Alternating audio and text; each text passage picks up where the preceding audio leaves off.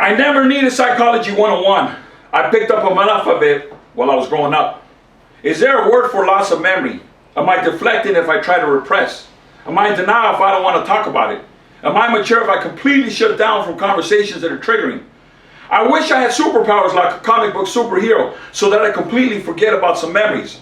Like being berated in front of strangers at Kmart or at church, or slapped in the back of my head in front of my friends, or feeling so low and embarrassed of my poverty for wearing the same shoes handed down by my older brothers, or wearing construction boots in the first grade 2 sizes too large, or wearing clothes bought at swap meets or yard sales, a faded jacket with a zipper that no longer worked, or a pair of shoes with mismatched shoelaces. Is it possible to forgive my father who beat my mother so bad that he bruised her face and busted her lip many times?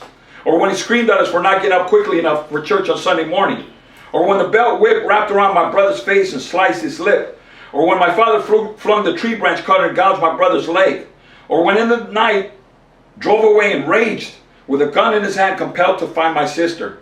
And now I wonder if my father confessed these sins on Sunday. That's not all of it. There's more to confess.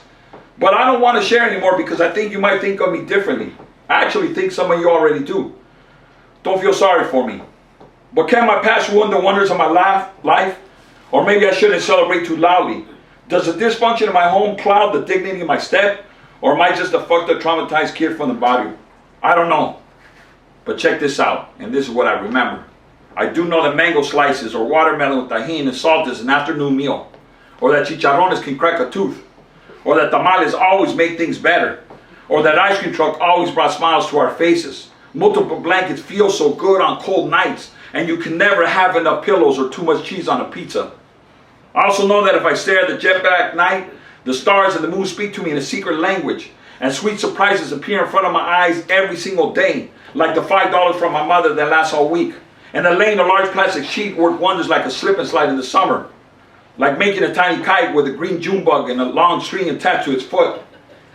And that one can get lost in the large apricot trees of my grandfather. And blown bubbles and slurping blue Slurpees always made summers feel like vacations. Or unwrapping a pack of baseball cards was like birthdays. And colorful piñatas made me feel like magic was falling from the sky. Am I conflicted? Do I feel anger? Am I avoiding? Can I be passive aggressive? Am I in denial? Do I deflect? Do I experience depression? Have I suffered from sleep paralysis? Am I traumatized? Please, my friends, don't feel sorry for me and don't think of me differently. But there are some things that I want to remember forever, and there are many things I want to forget. But I don't suffer from selective memory. Unfortunately, I remember everything.